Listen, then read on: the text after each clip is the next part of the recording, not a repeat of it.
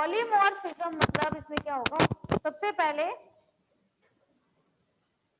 ये आपकी कोशिका के अंदर जब मैग्नीशियम की सांद्रता 0.001 से कम थी, उस दौरान राइबोसोम की दोनों उप इकाइयां, छोटी उप इकाई और बड़ी उप इकाई, इस तरह बिखरी अवस्था में रहती हैं, ठीक है। लेकिन उन दोनों को जब अगर जोड़ना चाहते हैं तो ये कब जुड़ती हैं, जब हम मैग्नीशियम की सांद्रता कितनी कर दें, 0.001 कर देते हैं, ठीक है, उस वक्त तब ये दोनों इस तरह जुड़ जाती हैं, छोटी उप इकाई और बड़ी उप इकाई।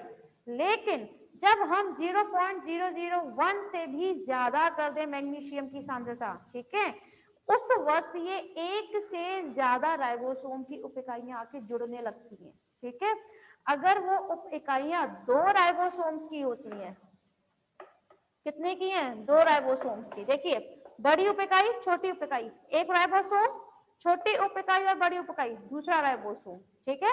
तो 2 राइबोसोम्स की जब उप इकाइयां आकर इस तरह जुड़ती हैं, तब इस तरह की व्यवस्था को हम बोलते हैं डाइमर।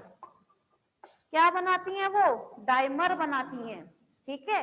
लेकिन जब आपकी प्रोटीन सिंथेसिस की प्रोसेस होती है, ठीक है, प्रोटीन संश्लेषण की जब प्रक्रिया बताई जाएगी उस वक्त ध्यान दीजिएगा आप लोग, उस वक्त सपोज कीजिए ये है आपका एमआरएनए का स्ट्रैंड, ठीक है, एमआरएनए का ये सूत्र है, ठीक है, जिस पर क्या लगे रहते हैं, आपके कोडोन लगे रहते हैं, ठीक है, एमआरएनए पर ही मौजूद होते हैं कोडोन, ठीक।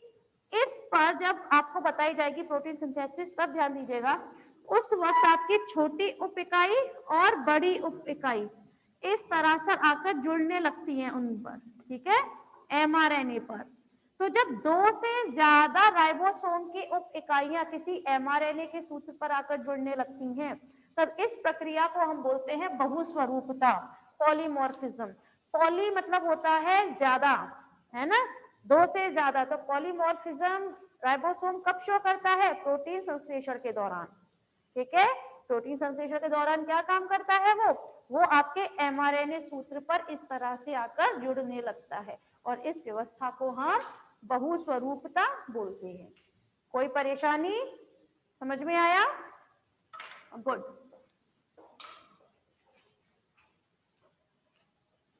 चलिए, यहां कंप्लीट होता है आप लोगों का राइबोसोम, बाकी तो थ्योरेटिकल याद कर लीजिएगा। चलिए,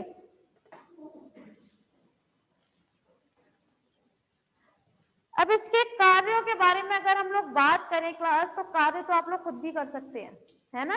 जो फंक्शंस होते हैं इनके इतने इंपॉर्टेंट नहीं है, इंपॉर्टेंट थे सेल मेम्ब्रेन के, वो मैंने करा दिए थे। इसके आप लोगों को कार्य खुद करने हैं। इसका जो मेन काम होता है वो सिर्फ एक ही होता है, प्रोटीन संश्लेषण में मदद करना, ठीक है ना, प्रोटीन संश्लेषण में ये हेल्प करते हैं, गॉट इट। चलिए, आज से नया टॉपिक उठा लेते हैं फिर हम लोग।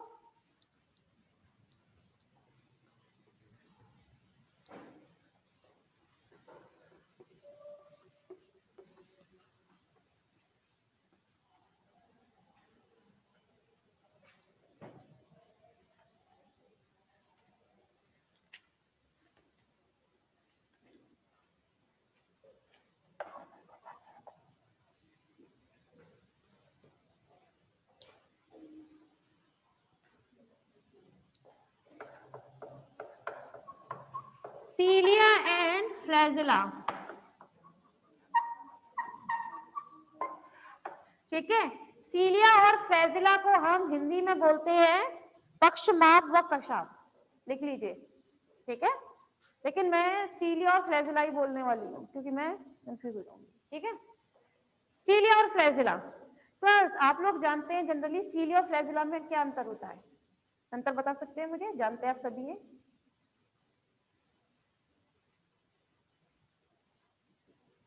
फर्स्ट ईयर आप लोग फर्स्ट टाइम तो नहीं सुन रहे कम से कम ये टर्म सीलिया और फ्लैजिला, है ना। कुछ बता सकते हैं सीलिया और फ्लैजिला के बारे में आप लोग? क्या डायग्राम मन में आ रहा है सीलिया और फ्लैजिला को ये टर्म सुनते ही? देखिए, जब हम लोग बोलते हैं कोई भी एक शब्द लेते हैं तो हमारा दिमाग एक काम करता है, एक इमेज बनाता है, इमेज बनाता है। मैं इस वक्त बोल दूं एप्पल, तो एप्पल का इमेज बन जाएगा। तो सिमिलरली सीलिया और फ्लैजिला के नाम पे क्या बन रहा है, इमेज। कुछ नहीं बन रही ना। देखिए क्लास, जब हम लोग क्लास बात करें आपके सीलिया फ्लैजिला की, तो ये दोनों ही शब्द आपके लैटिन भाषा के बने हुए कुछ शब्दों से मिलकर बने हुए हैं, ठीक है।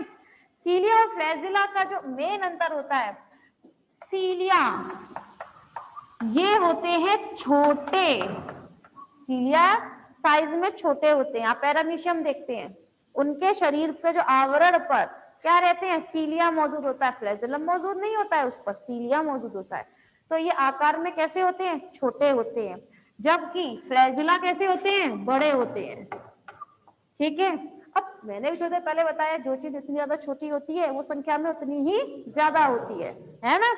तो सीलिया हमेशा जिस भी भाई किसी पर भी मौजूद होगी। अगर हम लोग बात करें अपने ऑर्गन्स की बात करें, तो हमारे एपिथेलियम, जो सीलिएटेड एपिथेलियम होते हैं, ठीक है, उस पर भी जो सीलिया मौजूद होती है, तो उसमें बहुत सारे नंबर में क्या मौजूद होंगे, सीलिया, है ना। तो जो चीज सबसे छोटी होगी संख्या में उतनी ही ज्यादा होगी, तो ये संख्या में ज्यादा होते हैं और आपके फ्लैजिला संख्या में कम, ज्यादा से ज्यादा एक या किसी किसी में दो। हाँ, जीवाणुओं में आप लोग देख सकते हैं वेराइटीज। जब हम लोग बात करते हैं आपके जीवाणुओं में, तो किसी किसी में 3, तो किसी में गुच्छे के नुमा में भी फ्लैजिला निकले रहते हैं, है ना, जिन्हें हमें क्या बोलते हैं, गुच्छ कशाभिक, है ना, उभय कशाभिक, है ना। तो इसे हम बैक्टीरिया में पढ़ते हैं, जीवाणुओं में, जीवाणु की आकृति पढ़ते हैं जब, ठीक है। तो संख्या में ये कम होते हैं, ठीक है।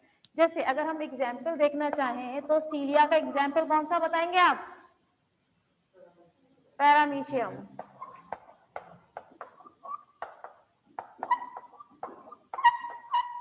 और फ्लैजिला में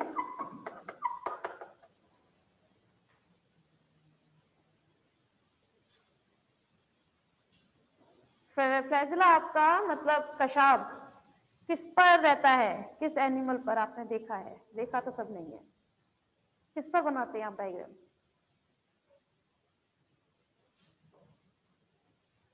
बस आप लोग युगलिना बनाते हैं, उसमें बनाते होंगे आप, और डेफिनेटली ठीक है। तो युगलिना में देखिए, जब हम लोग क्लास बात करें फ्लैजिला की, तो फ्लैजिला जो है वो हमेशा विप लाइक होता है। विप लाइक से मतलब है,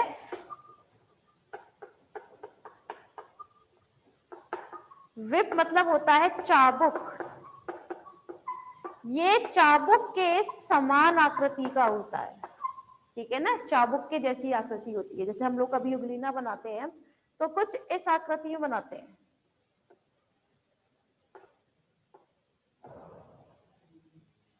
है ना, और जबकि पैरामीशियम बनाते हैं तो कुछ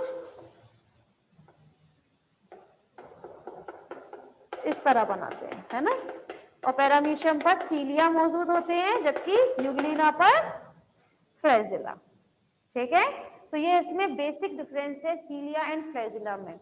लेकिन क्लास जब हम लोग बात करें इनमें डिफरेंसेस की, इनमें अंतर की, तो इनमें अंतर सिर्फ और सिर्फ इनके आकार को लेकर है, ठीक है। कोई छोटा है तो कोई बड़ा, जैसे सीलिया छोटे हैं और फ्लैजिला बड़े आकार में है।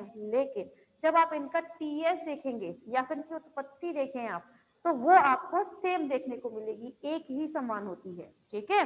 जैसे आप लोग जब हम बात करें आपके फ्लैजिला या सीलिया की, तो इसमें काइनेटोस्टोम में जो व्यवस्था पाई जाती है, एक्सोनीन की व्यवस्था, वो कौन सी होती है, 9+2 व्यवस्था पाई जाती है इसमें, ठीक है।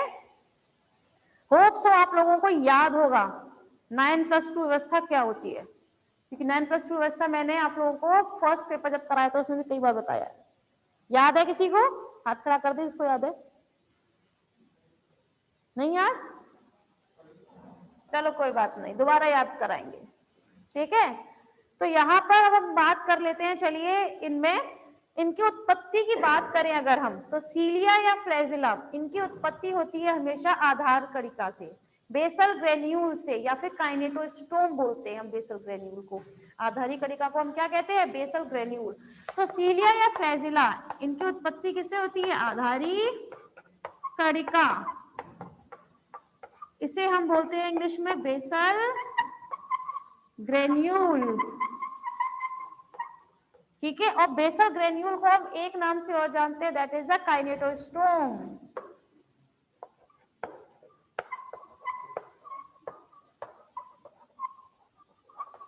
ठीक है। तो इनकी उत्पत्ति किससे होती है? आप लोग आधारी कणिका याद रखिएगा, वो तो याद रख सकते हो, इजीएस्ट टर्म आधारी कणिका, ये पूछा जाता है वाइवा में, ठीक है। क्योंकि आप लोग बहुत फर्स्ट ईयर में ही है, तो छोटे छोटे क्वेश्चन ही पूछे जाएंगे इस छोटे से कि सीलिया की उत्पत्ति किससे होती है, या सीलिया छोटे होते हैं या बड़े होते हैं, बहुत छोटे क्वेश्चन आते हैं जनरली वाइवा में, ठीक है। होप सो क्लियर हुआ होगा, ठीक है। अब हम बात करते हैं इसके आकार की या संरचना की।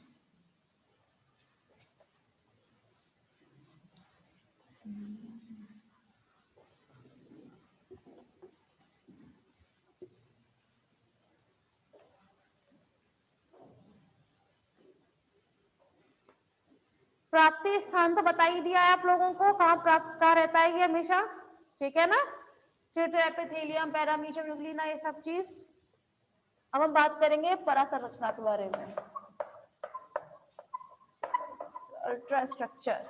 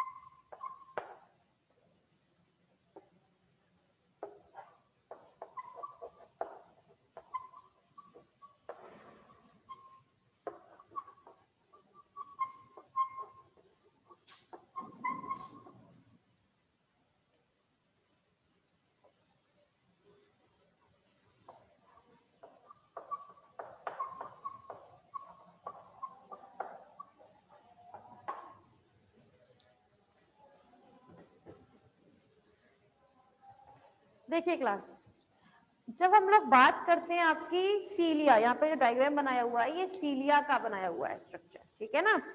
सीलिया में हमेशा इसका स्ट्रक्चर 3 पार्ट से मिलकर बना होता है। किस किस पार्ट से मिलकर बना होता है? 3 पार्ट से। फर्स्ट इज सिलियरी स्टॉक,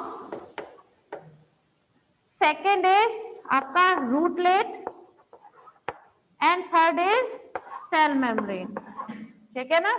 तो 3 चीज से मिलकर बना होगा, या फिर आप किसी किसी उसमें आप बेसल बॉडी का भी देखेंगे जिक्र, किसी किसी बुक में बेसल बॉडी भी दिया हुआ है थर्ड उसमें, ठीक है। तो यहाँ पे 3 चीजों से मिलकर बना होता है क्या? सिलिया का डायग्राम। जब हम लोग बात करें आपके सिलियरी स्टॉक के बारे में, तो सिलियरी स्टॉक वो पोर्शन होता है जो हमेशा आवरण के ऊपर मौजूद होता है। फॉर एग्जाम्पल ये मैंने अभी पैरामीशियम बनाया है, ठीक है। तो ये जो आप आवरण के ऊपर का जो एक सीन देख रहे हैं, ठीक है, वो होता है आपका सिलियरी एपिथेलियम, ठीक है। और सिलियरी एपिथेलियम में प्रेजेंट होते हैं कुछ छोटे छोटे फिलामेंट। क्या मौजूद होते हैं? फिलामेंट होते हैं।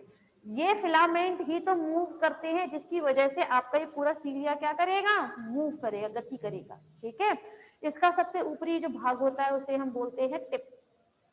ठीक है, टिप तो समझते हैं ना, सबसे पॉइंटेड लाइक स्ट्रक्चर जो होता है दैट इज अ टिप। ठीक है ना।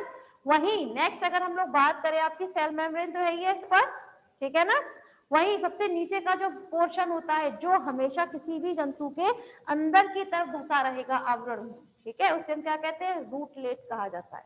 क्या कहा जाता है? रूटलेट। ये रूटलेट हमेशा जिस पर भी सीलिया मौजूद है उसके अंदर मौजूद होगा, उसका जो आवरण रहता है उसके अंदर धंसा हुआ रहता है रूटलेट। ठीक है। नेक्स्ट है आपका बेसल बॉडी। बेसल बॉडी ये वो पोर्शन होता है जहां से आपके सीलिया या फ्लैजेला की उत्पत्ति होती है। जैसे हमने अभी क्या नाम दिया था? बेसल ग्रेन्यूल, आधारी कणिका, है ना। तो यहाँ पर हमने उसको क्या टर्म दे दिया है? Basal body, nothing else. ठीक है, आधारी कणिका से ही आपकी सीलिया या फ्लैजेला की क्या होती है? उत्पत्ति होती है। ठीक, समझ में आ रहा है ये? इसका डायग्राम तो होप सो क्लियर हुआ होगा, कोई सा परेशानी नहीं है। जो आप लोगों के में समझने लायक बात है वो है एक्सोनीम की व्यवस्था, कि इसमें आपका सीलिया या फ्लैजेला जो है उसकी व्यवस्था 9+2 मैंने किस तरह से कह दी है। ठीक है, और 9+2 को थोड़ा सा अपने टिप पर रख लेना क्लास, फिर बता रही हूँ, तीसरी या चौथी बार बताई जा रही है आपकी क्लास में ये, क्योंकि ये पूछा जाता है। ठीक है, इंपॉर्टेंट है, बाकी आप लोगों की मर्जी है। देखिए 9+2 व्यवस्था क्या है? क्वेश्चन ये भी हो सकता है, सीलिया फ्लैजेला की 9+2 व्यवस्था को बताइए। तो 9+2 व्यवस्था की जब हम लोग क्लास बात करते हैं तो यहाँ पर टाइम है ना, ओहो ठीक है क्लास, तो इसके बारे में हम लोग कल बात करते हैं आपके। ठीक है।